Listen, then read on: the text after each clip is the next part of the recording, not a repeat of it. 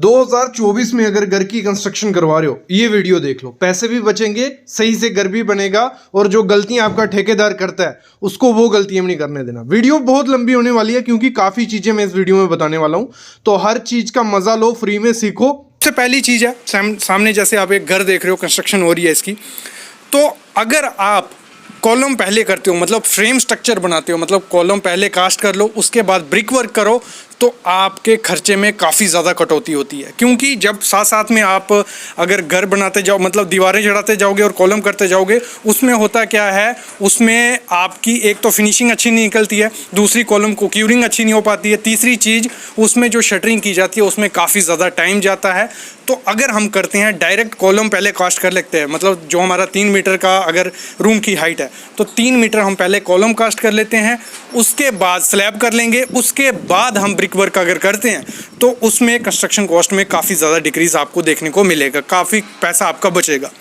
दूसरी चीज़, जो भी दीवारें होती है, मोस्टली मैंने देखा है कई लोग क्या करते हैं, पूरी दीवारें क्या कर देते हैं 9 इंच की कर देते हैं, तो वो काफ़ी बड़ी मिस्टेक है। अगर आप फ्रेम स्ट्रक्चर बना रहे हो, कॉलम बीम स्लैब कर रहे हो, कॉलम बीम प्रोवाइड कर रहे हो, तो 9 इंच की दीवार की ज़रूरत पड़ेगी ही नहीं। अगर डालनी भी है 9 इंच की दीवार आपको, तो वो डालनी है फेरी फेरी में, मतलब घर की जो बाहर की दीवारें होंगी वो आप 9 इंच की कर दो, लेकिन जो इंटरनल दीवारें होंगी उनको आप 5 इंच की कर लो, तो काफ़ी ज़्यादा आपका पैसा बच सकता है और सेव भी कर रहेगा। ये नहीं है, जो भी मैं पैसा आपको डिक्रीज़ करने के लिए कह रहा हूँ वो क्वालिटी वर्क की कह रहा हूँ, मतलब अच्छे से ही करने को बोल रहा हूँ।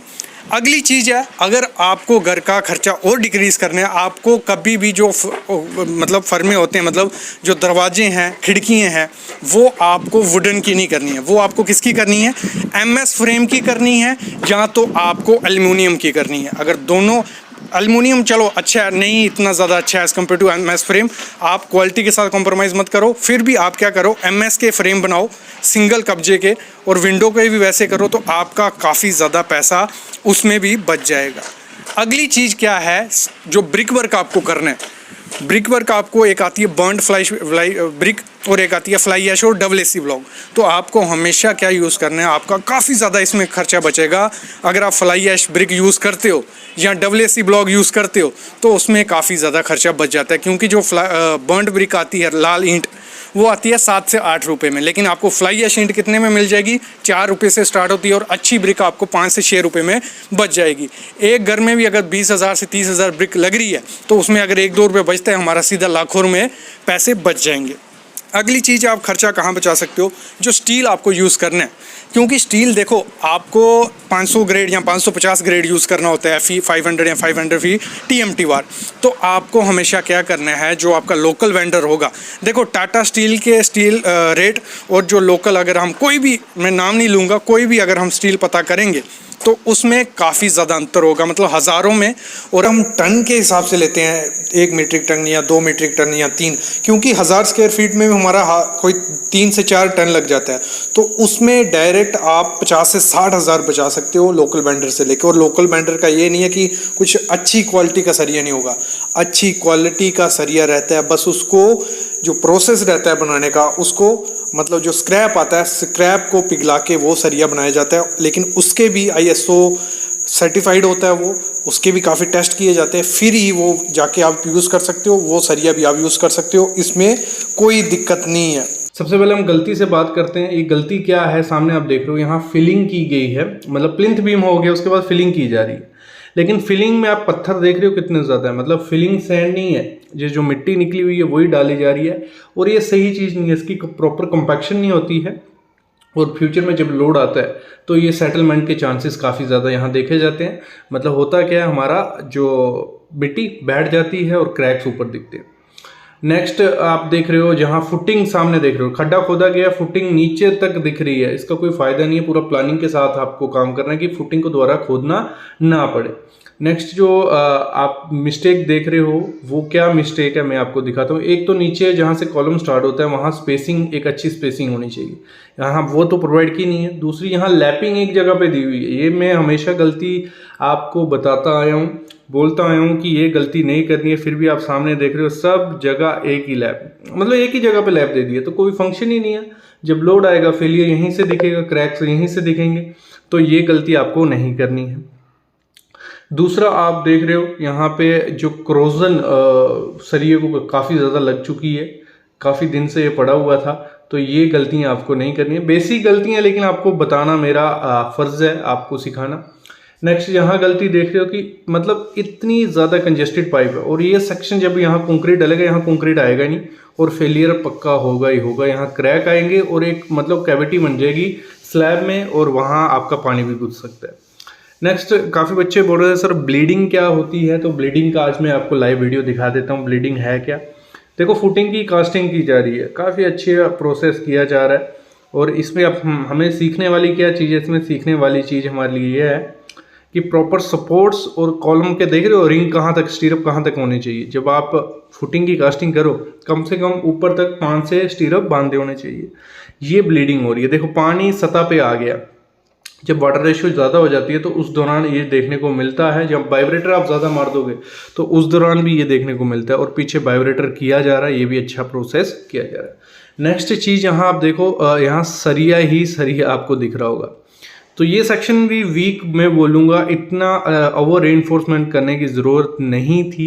ओवर रेनफोर्समेंट देखने को मिल रही है क्योंकि यहाँ कंक्रीट की जगह बची ही नहीं है, और कंक्रीट की जगह नहीं बची है तो ये सेक्शन कंप्रेसिव स्ट्रेंथ कैसे काउंटर कर पाएगी। मतलब जहाँ कंक्रीट की ज़रूरत है वहाँ भी कंक्रीट आना चाहिए। और एक और गलती यहाँ हुई है, देखो हाफ बीम भर दिया गया है, फिर उसके बाद कंक्रीट को बंद कर दिया गया। ये भी गलती होती है कि आपको कंटिन्यू कंक्रीट करना पड़ेगा, नहीं तो वहाँ बॉन्डिंग नहीं होगी। अगर कंक्रीट बंद करना है आपको तो एक प्रॉपर प्रोसीजर के साथ L/4 के हिसाब से उसको बीम में आपको ख़त्म करना पड़ेगा स्लोप तरीके से।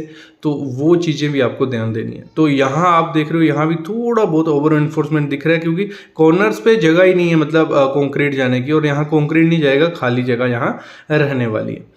नेक्स्ट हम जो गलती देख रहे हैं, इसे भी बहुत बड़ी गलती बोलेंगे कि जो कंक्रीट, देखो एक तो कंक्रीट ठीक है, मतलब अच्छा है, लेकिन फुटिंग में कंक्रीट को डाला कैसे जा रहा है। हमारा होता है कि 1.5 मीटर दूर से हमें कंक्रीट को नहीं फेंकना होता, और यहाँ फेंका जा रहा है, मटेरियल सेग्रीगेट होगा, उस मटेरियल का कोई काम नहीं। देख रहे हो यहाँ एग्रीगेट अलग हो जाएगा और कंक्रीट अलग। यहाँ आप देख रहे हो ये अच्छा प्रोसेस है कि इसको वेट एज एन मतलब बोरी से लपेटा गया क्यूरिंग। इससे प्रॉपर क्यूरिंग अगर कॉलम को आपको देनी है तो इस तरीके से आप कॉलम को क्यूरिंग दीजिए, आपके कॉलम में क्रैक कभी भी देखने को नहीं मिलेगा। नेक्स्ट अगर हम चीज़ सीखेंगे तो ये जो फुटिंग की शटरिंग की है, जहाँ फुटिंग को अच्छे तरीके से बांधा कैसे जाता है वो आप सामने देख रहे हो। मतलब प्रॉपर शटरिंग ऑयल लगाया गया पहले शटरिंग को, फिर जो फुटिंग है उसको प्रॉपर बाइंड किया गया है, नीचे कवर ब्लॉक प्रोवाइड किए हैं। तो इस प्रोसेस से अगर आप फुटिंग करते हो तो आपकी फुटिंग एक अच्छी फुटिंग हम उसको बोल सकते हैं। ये चीज़ें भी आपको ध्यान देनी है जब भी फुटिंग करनी है। अगली चीज़ आपको जो ध्यान देनी है वो है आपको जो शटरिंग यूज़ करनी है, हमेशा ध्यान देना। इधर सामने भी आप देख रहे हो शटरिंग आपको MS की यूज़ करनी है, माइल्ड स्टील की, मतलब प्लेटें जो आती हैं आपको हमेशा प्लेटें यूज़ करनी है। क्योंकि जब ऐसे किया जाता है यूज़, मतलब जो फट्टे की शटरिंग होती है, मतलब कच्ची शटरिंग की जाती है, कई जगह ईंट डाल दी, कई जगह गत्ता डाल दिया, उससे होता क्या है आपकी जो स्लरी होती है वो नीचे लटक निकल जाती है और नीचे ऑफसेट बना देती है। उसको सही करने के लिए जब शटरिंग खोलते हैं उसमें भी टाइम जाता है, क्योंकि हमारा जो फट्टा होगा या जो भी कच्ची शटरिंग वो फंस गई होती है, उसके लिए ब्रेकर मारना पड़ता है। दूसरी जो अनफिनिश एरिया निकला होता है, मतलब कोई कुछ जगह से बाहर निकला होगा, कुछ जगह से अंदर चला गया होगा, तो उसको सही करने के लिए भी आपको एक लेबर लगेगा, एक मिस्त्री लगेगा, वो पैसा आपका इंक्रीज होता जाएगा। अगर आप MS की शटरिंग यूज़ करते हो, MS की प्लेटें यूज़ करते हो, मतलब जो आयरन की प्लेटें आती हैं, तो उससे जो शटरिंग रहती है वो एक अच्छी शटरिंग रहती है। और उसमें आप ध्यान देना, अगर आप कच्ची शटरिंग करते हो, नीचे आप बल्ली वगैरह यूज़ करते हो, प्रॉपर शटरिंग नहीं करते हो, उसमें क्या होता है स्लैब सेटलमेंट होती है, तब आपको कुछ नहीं दिखेगा, थोड़े थोड़े क्रैक दिखेंगे। लेकिन बाद में होगा क्या, वो जो सेटलमेंट हुई होती है उसमें से क्रैक पड़ जाते हैं और पानी दिखने लगता है, और उसको रिपेयर करने जाओगे तो आपके हज़ारों रुपये उसमें लग जाएंगे। अगली चीज़ है, मैंने मोस्टली घरों में देखा है खर्चा इंक्रीज़ क्या होता है, जो मटेरियल पड़ा होता है, हम ब्रिक की बात करें या सैंड की बात करें, उसको एज ए कई ब्रिक को तो शटरिंग मटेरियल की जगह यूज़ कर दिया जाता है, या कहीं ऐसी जगह यूज़ कर दिया जाएगा रास्ता बनाने के लिए यहाँ से, लेकिन वो ईंट एक ईंट होती है आपकी 7 से 8 रुपए में। ऐसी अगर 10-15 ईंटें भी इधर उधर कर गई तो वो भी काफ़ी ज़्यादा इंक्रीज हो जाता है खर्चा। और जो सैंड होती है, सैंड को क्या किया जाता है, पाली बनाई जाती है। पॉन्डिंग सिस्टम आपने देखा ही होगा, क्यूरिंग के लिए मोस्टली यूज़ किया जाता है। तो उसमें क्या करते हैं, सैंड यूज़ करते हैं पाली बनाने में, उसमें पानी डालते हैं और वो सैंड बेकार हो जाती है। उसके बाद उसको जब इकट्ठा किया जाता है, उसमें मिट्टी आई थी, वो यहाँ वहाँ फेंक दी जाती है। तो हमेशा जो आपका मटेरियल रहेगा उसको आपको ध्यान रखना है, थोड़ा थोड़ा मटेरियल भी उसका हिसाब रखना है। रेता है, अगर सैंड है, उसको प्रॉपर उसको तरीके से रखना है कि बारिश पड़े वो बह नहीं जाए। ये चीज़ें मोस्टली, ये चीज़ें तो सबको पता रहती हैं, लेकिन ये चीज़ें भी अगर आप कंट्रोल करते हो, इसमें भी आप 10 से 20 हज़ार रुपया कम बचा सकते हो। अगली चीज़ है, जो भी मटेरियल आप लो, पहले आपको वो अपने लोकल वेंडर से उसका प्राइस पता करना है कि लोकल वेंडर किस प्राइस में दे रहा है।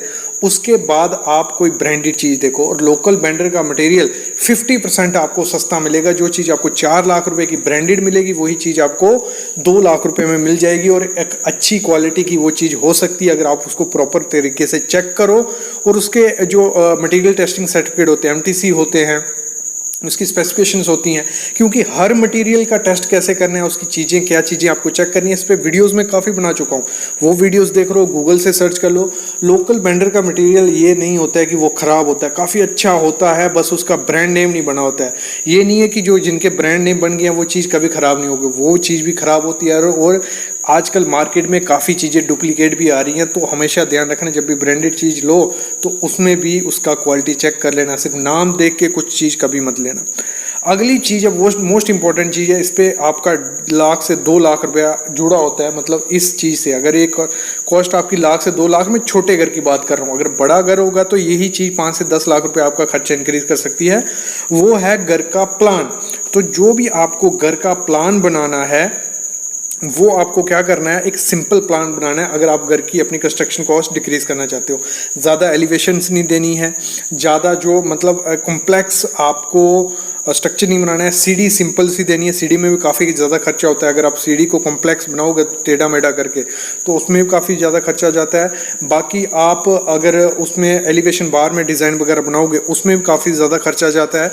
तो हमेशा आपको जगह भी ऐसी लेनी है जो स्क्वायर शेप हो या ट्रायंगल शेप, मतलब रेक्टेंगल शेप हो। कभी भी ट्रायंगल शेप या टेढ़ी मेढ़ी जगह लोगे, उसमें कॉम्प्लिकेटेड प्लान बनेगा, उसमें आपकी जगह वेस्ट जाएगी, उसमें आपकी दीवारें आगे पीछे मोटी दीवारें हो सकती हैं, लंबी हो सकती हैं, और अच्छे से घर आपका नहीं बनेगा। तो हमेशा आपको स्क्वायर शेप का एरिया लेना है, स्क्वायर शेप का प्लान बनाना है, या रेक्टेंगुलर, मतलब सिंपल डिज़ाइन आपको बनाना है। ये सिंपल बात मैं आपको बता रहा हूँ। अगली चीज़ जो है, ये काफ़ी मोस्टली गांव वगैरह में गलती की जाती है, जहां बिना इंजीनियर काम करवाया जाता है, जो कॉन्ट्रैक्टर काम करते हैं। जब भी स्लैब की कास्टिंग होती है, आपको हमेशा ध्यान देना, वहां पे आपको जो कंक्रीट की थिकनेस रखनी है, उसमें मैंने काफ़ी जितने घर भी देखे ना, 125 mm बोला जाता है कि आपको मिनिमम 125 mm आप थिकनेस रखो तो कोई दिक्कत नहीं है। मतलब 125 mm मिनिमम रखो, उससे ज़्यादा 150 mm रखने की ज़रूरत नहीं है। लेकिन 150 की मैंने देखा 170, कई जगह 180, ऐसी थिकनेस अगर बढ़ेगी, 10 mm भी थिकनेस बढ़ेगी, आपका 20 से 30 हज़ार एक्स्ट्रा जाएगा मिनिमम। तो आपको हमेशा ध्यान देना है कि आपकी जो स्लैब की थिकनेस हो, प्रॉपर आप कांडी बना के प्रॉपर शटरिंग करके ही 125 mm करवानी है। और जो बीम प्रोवाइड करना है, वो आपको स्लैब बीम प्रोवाइड करना है। अगर आप सिंपल घर बना रहे हो 1 स्टोरी का 2 स्टोरी का, तो आप स्लैब बीम भी प्रोवाइड कर सकते हो। अगर आपकी दीवारें नीचे ज़्यादा है और स्पान छोटे हैं, तो आप अपना स्लैब बीम प्रोवाइड करो। लटक बीम में ज़्यादा आपका शटरिंग का भी खर्चा जाएगा, सरिया भी ज़्यादा लगेगा, और उसमें कंक्रीट भी ज़्यादा लगेगा, और उसमें आपका प्लास्टर भी ज़्यादा लगेगा। अगर सिंपल घर बना रहे हो 5-6 लोगों के लिए, तो आप स्लैब बीम, मोस्टली ज़्यादा स्लैब बीम प्रोवाइड करो, अच्छी स्लैब में सरिया प्रोवाइड कर दो, तो उसमें कोई दिक्कत आपको नहीं आएगी। क्या होता है, ठेकेदार आपको क्या बोलता है, क्योंकि वो विद मटेरियल उसने काम लिया, विद मटेरियल नहीं भी लिया, वो टाइम और लेबर बचाता है अपनी। वो बोलता है कि आप जो स्लैब है आपकी, उस पर आप स्लैब बीम दो, मतलब लटक बीम मत दो। इन द सेंस, कुछ आपने देखा होगा नॉर्थ इंडिया में बहुत जगह पे क्या करते हैं, जो बीम होते हैं वो स्लैब के अंदर ही प्रोवाइड कर देते हैं। मतलब 6 इंच की अगर आपकी स्लैब है, उसके अंदर ही बीम होगा, कोई नीचे या ऊपर बीम आपको नहीं दिखेगा। तो आपको क्या करना है, आपको उसको बोलना है मेरे को चाहिए टी बीम, क्योंकि हम फ्रेम स्ट्रक्चर बना रहे हैं, हम लोग कॉलम दे रहे हैं, किसके लिए दे रहे हैं, मतलब स्लैब का लोड डिस्ट्रीब्यूट करने के लिए हमें बीम प्रोवाइड करने हैं। बीम हमारा लोड जो भी होगा स्लैब का या सेकंड स्टोरी या थर्ड स्टोरी का, वो कॉलम के थ्रू फुटिंग में डिस्ट्रीब्यूट कर देगा। ये इसलिए करते हैं कॉन्ट्रैक्टर, ये आपको सजेशन देंगे कि इसमें कुछ नहीं है ज़्यादा, मतलब आपका टाइम जाएगा, आपका खर्चा जाएगा, आपका सरिया जाएगा, आपका ये उसका आपका कुछ नहीं जा रहा है। आपको क्या बोलना है, हम इतना खर्चा कर रहे हैं तो हमें स्ट्रॉन्ग घर चाहिए, क्योंकि उसका टी बीम देने में होता क्या है, उसका शटरिंग ज़्यादा लगता है, टाइम ज़्यादा जाता है, लेबर ज़्यादा जाती है, मेहनत ज़्यादा जाती है, तो उसको काफ़ी दिक्कत होती है इस चीज़ से। तो आपको कभी भी स्लैम बीम प्रोवाइड नहीं करना है। देखो खर्चा कम है, डिक्रीज, अगर आपको एक इकोनॉमिकल घर बनाना है, बहुत सस्ता वाला घर बनाना है, तो उस कंडीशन पे आप दो। अगर आप अच्छा खासा इन्वेस्ट कर रहे हो, 1200-1300 रुपये पर स्क्वायर फीट आप घर की कंस्ट्रक्शन का दे रहे हो, तो आपको लटक बीम ही प्रोवाइड करनी है। ये आपको बेवकूफ़ नहीं बनना है, क्योंकि देखो वो आपके चीज़ें बोल बोल के आपके दिमाग में डाल देते हैं कि ये कोई ज़रूरत ही नहीं है, मतलब इसका क्या मतलब ही नहीं है। तो ऐसी चीज़ें नहीं, आपको टी बीम प्रोवाइड करना ही करना है। नेक्स्ट चीज़ आपको जो करनी होती है वो करनी है आपको, देखो जब भी आप ड्राइंग लेके आते हो, जो तेज कॉन्ट्रैक्टर रहते हैं वो क्या बोलते हैं आपको कि ये जो आर्किटेक्ट है या स्ट्रक्चरल इंजीनियर है, इसने जो स्टील मेंशन किया ये बहुत ज़्यादा एक्स्ट्रा स्टील प्रोवाइड किया इसने। ये तो हम कब से घर बना रहे हैं, इतना स्टील हमने देखा नहीं। सिविल इंजीनियर क्या होते हैं, बेवकूफ़ होते हैं, ये सब चीज़ें वो बोलेगा, उनको कुछ आइडिया नहीं है। आर्किटेक्ट को कुछ आइडिया नहीं है कि कितना सरिया देना होता है, इतने ज़्यादा कॉलम दे दिए भाई। ये पूरी प्रॉपर प्लानिंग के साथ चीज़ें होती है। और आर्किटेक्ट जो आता है वो पूरा स्ट्रक्चर इंजीनियर से कंसल्ट करेगा, प्रॉपर लोड देखेगा, वो उस हिसाब से आपको सरिया देता है कि आपके कॉलम में इतना सरिया आएगा। क्योंकि फ्यूचर प्लानिंग भी कुछ नाम होता है। फ्यूचर प्लानिंग क्या है, आजकल लोग सिंगल स्टोरी के लिए डिज़ाइन नहीं करवाते, आप 3 स्टोरी को लेके चलते हैं, क्योंकि डुप्लेक्स 3 स्टोरी मतलब नॉर्मल है। तो उस हिसाब से उस चीज़ को डिज़ाइन किया जाता है। जैसे स्ट्रक्चरल इंजीनियर ने बोला है वैसे ही आपको स्टील प्रोवाइड करना है। अगर उसने कहा है कि 4 मीटर पे एक बीम कॉलम देना है तो देना है। सरिया अगर 16 mm का कहा है तो कहो, नहीं तो कॉन्ट्रैक्टर आपको बोलेगा इतनी ज़रूरत नहीं है, यहाँ 16 की जगह 12 भी डालोगे तो कोई दिक्कत नहीं होगा। हम 100-200 घर बना चुके हैं, आज तक कुछ कंप्लेन नहीं आई है। कंप्लेन आज नहीं आएगी, वो 10 से 15 साल बाद कंप्लेन आएगी, जब वहाँ क्रैक आने लग पड़ेंगे या सेटलमेंट होने लग पड़ेगी, तब आती है। कोई 1-2 साल में नहीं आता, क्योंकि इतनी स्ट्रेंथ होती है। और सबसे ज़्यादा कंप्लेन तब आएगी जब अर्थ केक आएगा, और अर्थक्वेक के टाइम वो दिखेगा भी नहीं आपको कि कॉन्ट्रैक्टर है कहाँ। तो ये चीज आपको ध्यान देनी है, ये ऐसा कभी उसको नहीं करने देना है, क्योंकि लाइफ हमें कर की चाहिए 50 से 60 साल मिनिमम, ठीक है। तो उसके लिए आपको पूरा प्रॉपर प्लानिंग आपको आर्किटेक्ट से लेनी है, कॉन्ट्रैक्टर के थ्रू नहीं जाना है। काफी लोग मैं देख रहा हूँ कॉन्ट्रैक्टर पे देखते हैं कि उसने पुराना घर इतना अच्छा बनाया है। तो मेरा जो पुराना घर है उसका भी यही हाल है। जो पुराना कॉन्ट्रैक्टर था, कॉन्ट्रैक्टर से राय ले ली और घर की ऐसी हालत है कि मैं बता नहीं सकता हूँ।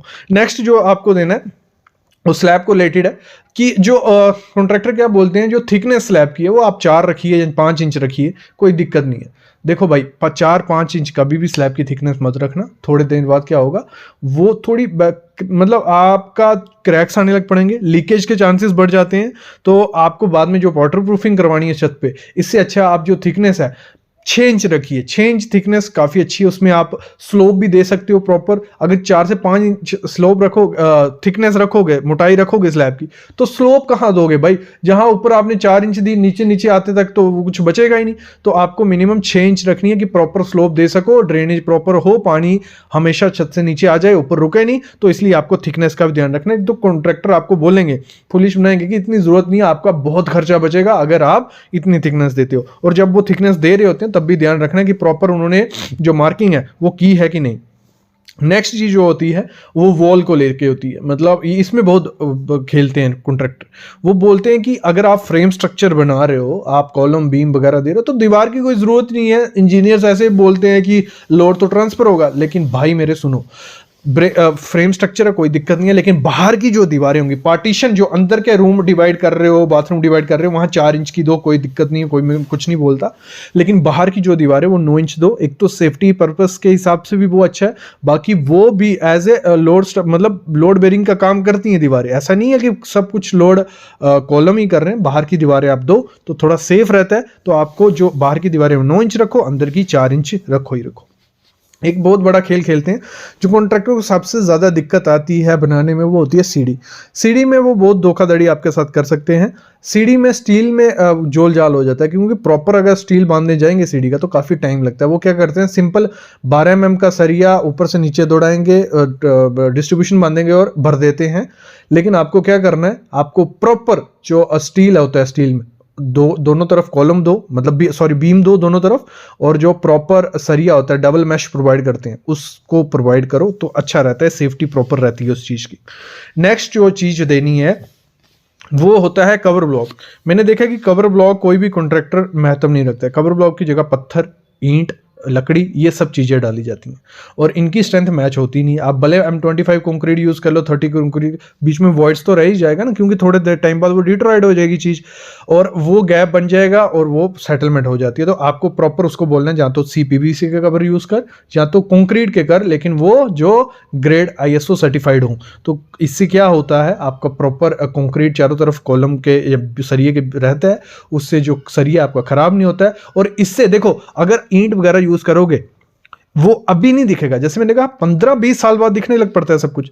उसके बाद जो आपका सरिया वो काला सा पड़ गया होता है, आपके छत का प्लास्टर गिर रहा है, आपका कॉलम में क्रैक आ रहे हैं, तो वो काफी देर बाद दिखता है। ये चीजें आपको अभी से ध्यान देनी पड़ेंगी। और मैंने काफ़ी चीज़ें देखी हैं, कॉन्ट्रैक्टर मतलब लेबर बचाने के लिए, ईंट बचाने के लिए एक्स्ट्रा वेंटिलेशन दे देते हैं, मतलब ज़्यादा बहुत खिड़कियाँ प्रोवाइड कर देते हैं। ये ध्यान नहीं आता है, ये लगता है कि ठीक है यार खिड़कियाँ इतनी प्रोवाइड कर रहा है, अच्छी बात है, लेकिन इसमें खर्चा इंक्रीज हो जाता है आपके, जो फिर आपको उसके लिए खिड़कियों का खर्चा बढ़ेगा। तो वो लेबर बचाने के लिए एक्स्ट्रा खिड़कियाँ वेंटिलेशन दे देता है, वो भी आपको ध्यान देना है। और बहुत बड़ा स्कैम करते हैं यहाँ पे, वो होता है एक्स्ट्रा बालकनी और एक्स्ट्रा गैलरी देख के। होता क्या है, आपने रेट किया होता है स्लैब और गैलरी का कि पर स्क्वायर फीट हम 1200 स्क्वायर फीट 1300 स्क्वायर फीट देने वाले हैं, तो वो गैलरी प्रोवाइड करते हैं 2-2 3-3 4-4 फुट की और उसी को नापते हैं और उससे क्या उनका खर्चा बच गया। लेकिन आपके कुछ काम की नहीं आने वाली वो गैलरी, उस गैलरी में आप जाओगे भी नहीं, ना वहाँ कुर्सी लगती है ना किसी, मतलब गैलरी में कहाँ टाइम है यार, आजकल सब बिजी लोग हैं। तो गैलरी उतनी दो जितनी ज़रूरत है, और जो छत की गैलरी है उसको ध्यान देना कि 3 बहुत है, 3 फीट से ज़्यादा दे रहा है तो कुछ काम की नहीं है, वो अपना खर्चा बना रहा है। और एक और आजकल स्कैम चल रहा है, जो फॉल सीलिंग तो हर लोग करवा रहे हैं, PVC की है या POP की फॉल सीलिंग है, तो उसमें क्या करते हैं कि छत का प्लास्टर नहीं करते हैं वो लोग। तो भाई छत का प्लास्टर जरूर करवाओ, भले आप फॉल सीलिंग करवा रहे हो, लेकिन 6 mm का थिकनेस रखो, कुछ ज्यादा थिकनेस रखो नहीं, क्योंकि छत के प्लास्टर में काफी टाइम लगता है। तो कॉन्ट्रैक्टर बोलता है अगर आप फॉल सीलिंग करवा रही हो तो आपको क्या जरूरत है प्लास्टर करवाने की, नहीं आपको जरूरत है, क्योंकि एक जो हमारा कंक्रीट है उसको एक एक्स्ट्रा लेयर देती है, और जो अगर बाई चांस कोई डैम्पनेस, थोड़ी बहुत डैम्पनेस भी आती है छत से, तो वो उसको थोड़ा तो कवर करेगी। तो मेरे ख्याल में आपको प्लास्टर करवाना है, नहीं तो डायरेक्ट कॉन्ट्रैक्ट में POP आएगी छत के, तो वो गिरने के चांसेस बढ़ जाते हैं और फेलियर के चांसेस बढ़ जाते हैं। तो जो स्पेसिंग का एक और जोल करते हैं, जो स्ट्रक्चर यहाँ आर्किटेक्ट इंजीनियर हमें स्पेसिंग कही होती है कि आपको 150 mm स्पेसिंग रखनी है यहाँ से जहाँ तक, यहाँ पे आपको 200 mm स्पेसिंग रखनी है, यहाँ 150। तो कॉन्ट्रैक्टर बोलता है भाई इतनी स्पेसिंग, इतनी कम स्पेसिंग कोई ज़रूरत नहीं है, हमने काफ़ी घर बनाया, कुछ नहीं होगा। तो वो स्पेसिंग दे देता है 200-300 mm, यहाँ 250, जहाँ 150 का है वहाँ 200 कर देगा, उसका टाइम बचता है, सरिया बचता है। लेकिन आपको कहना है कि कॉलम में उसने कहा है अगर 1 मीटर तक आपको 100 mm की स्पेसिंग देनी है तो देनी है, यहाँ 150 देनी है तो देनी है। ये चीज़ें आपको चेक करनी है, और सरिया जरूर चेक करना, ग्रेड, ब्रांड, ये सब चीज़ें, ये बहुत इंपॉर्टेंट चीज़ होती हैं। दूसरी चीज़ होती है हाइट। घर की हाइट 10 फुट की जगह वो 9 फुट कर देंगे, तो वो दिक्कत आएगी जब फॉल सीलिंग कराओगे, काफ़ी नीचे आती है। तो आपको जो प्रॉपर उसको बोलना है 10 से 11 फुट हाइट रख, वो बोलेंगे नहीं कोई ज़रूरत नहीं है इतनी, 11 फुट हाइट क्या करोगे आप, क्योंकि आपकी ईंट बचेगी अगर 11 फुट नहीं करते हो। तो वो अपना टाइम बचा रहा है, अपनी ईंट बचा रहा है। तो ये चीज़ें भी आपको ध्यान रखनी है।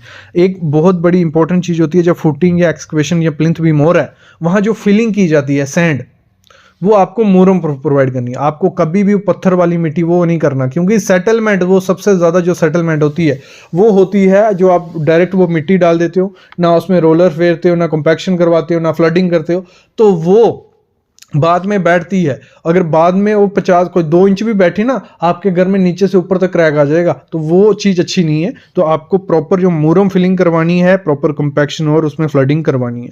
फुटिंग की डेप्थ कम कर देते हैं, आपको सजेशन देंगे कि आप 2 स्टोरी का घर बना रहे हो, इतनी फुटिंग 6 फुट फुटिंग क्या करनी है, हमने 10 घर बनाए पीछे, हमने तो सिर्फ 4 फुट फुटिंग दी और कुछ भी नहीं हुआ। भाई हर कंडीशन अलग है। जो आर्किटेक्ट ने अपनी सॉइल देखी होगी, उसने पूरा डिज़ाइन किया होगा आपके घर का, तो उसने 6 फुट का है तो 6 फुट प्रोवाइड करो। कॉन्ट्रैक्टर की कुछ बातों में, कुछ कॉन्ट्रैक्टर की मैं बात कर रहा हूँ, हर एक कॉन्ट्रैक्टर ऐसा नहीं होता है। हर एक कॉन्ट्रैक्टर प्रॉपर आप एग्रीमेंट करो उसके साथ, तो वो पूरा फॉलोअप करेगा, आपको बस चेकिंग करनी है। तो ये चीज़ें आपको ध्यान देनी है। और मैं हमेशा कहता हूँ कॉन्ट्रैक्ट ज़रूर करके रखो। नेक्स्ट चीज़ जो होता है, कॉलम की और बीम की या स्लैब की जो लैपिंग होती है वो उसमें ध्यान नहीं देते, कहीं भी लैब दे देंगे, मतलब बीम में कहीं भी लैब दे रहे हैं, कॉलम में कहीं भी लैब दे रहे हैं, तो आपको प्रॉपर लैपिंग प्रोवाइड करनी है भाई।